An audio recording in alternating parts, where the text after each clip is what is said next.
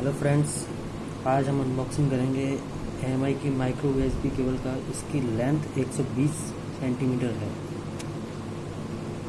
चलिए video start करते हैं।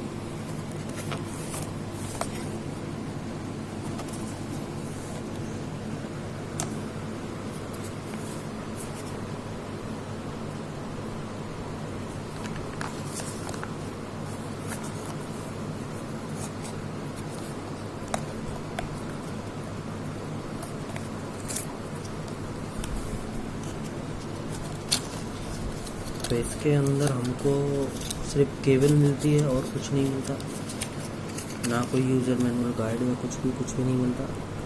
सिर्फ इसके अंदर सिर्फ केबल मिलती है। इसकी लेंथ काफ़ी अच्छी है। ये मैंने ऑफलाइन स्टोर से परचेज़ किया है इसको, एमआई के ऑफिशियल स्टोर से, क्योंकि मुझे 200 रुपये की पड़ी है। ये